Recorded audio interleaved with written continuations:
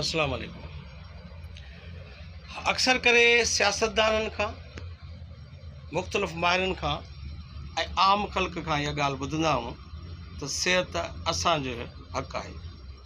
अचो थोरो गौर कयूं, फ़िक्र कयूं ऐं तहक़ीक़ कयूं त वाक़ई पाकिस्तान जे अंदरि सिहत आम माण्हुनि लाइ हक़ मञियो वियो आहे या न।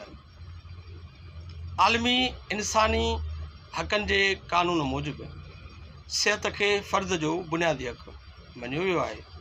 वर्ल्ड हेल्थ ऑर्गेनाइजेशन पिणु उनखे हर फ़र्द लाइ बुनियादी हक़ मञे थी। पाकिस्तान जे आइन जो आर्टिकल 9 राइट टू लाइफ, ज़िंदगी जीअण जो हक़ ॾिए थो। पाकिस्तान जे आइन जो आर्टिकल 38D सिहत खे प्रिंसिपली राइट मञे थो, पर उहो आम ख़ल्क़ जी सिहत खे बुनियादी हक़ मञण लाइ तयारु न आहे। मुंहिंजी हिकिड़ी गुज़ारिश आहे पढ़ियल लिखियल सुलझियल माण्हुनि खां, ख़ासि तौर वकील तबिके खां, त हू ॿुधाइनि त हिकिड़ो शख़्स जेको इस्पताल में वञे थो पाकिस्तान जे अंदरि ऐं उनखे डॉक्टर नथो ॾिसे, हुनखे दवा नथी मिले, हुनखे उहा बुनियादी संभाल नथी मिले जंहिंजो हू हक़दार आहे, त ॿुधायो वञे त कहिड़े क़ानून तहत उन डॉक्टर खे, उन इस्पताल खे चैलेंज कंदो। दोस्तो ऐं भाइरो, पाकिस्तान में तव्हां कंहिं बि सरकारी इदारे खे क़ानून मूजिबि चैलेंज नथा करे सघो, छाकाणि त सिहत तव्हांजो प्रिंसिपली राइट मञियो वियो आहे।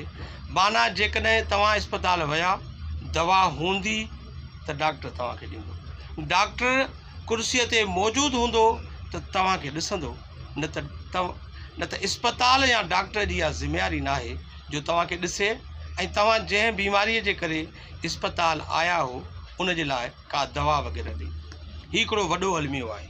हीउ आम ख़ल्क़ सां असांजे हुकुमराननि जो रवैयो आहे। जॾहिं त ॿिए तरफ़ जेको ग्रेड 19 खां मथे जो ऑफिसर आहे, सियासतदान आहे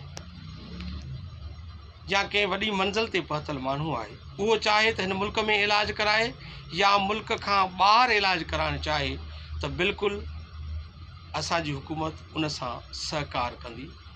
अक्सर MPA, MNA, सेनेटर्स, कामोरा ऐं वॾा वॾा माण्हू सरकारी ख़र्च ते, वॾा वॾा फ़नकार बि उन में शामिल आहिनि, अदीब, माहिर, उहे सरकारी ख़र्च ते ॿाहिरि मुल्क वञी करे इलाजु कराइनि था, पर आम फ़र्द जो इलाजु इन्हनि ई आम इस्पताल में थिए थो। इस्पतालनि में छा वही वापरी रहियो आहे उहो त तव्हांखे बख़ूबी तजुर्बो आहे।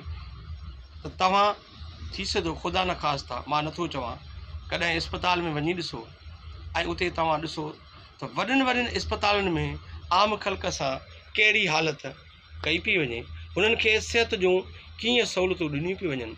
हिकु तरफ़ दावाऊं आहिनि जेके सियासतदान करे त रहिया आहिनि, पर अमली तरह कार्य वारा कख नज़र अची रहिया आहिनि। शफ़ीक़ कांदड़ो, नसीराबाद, सिंध।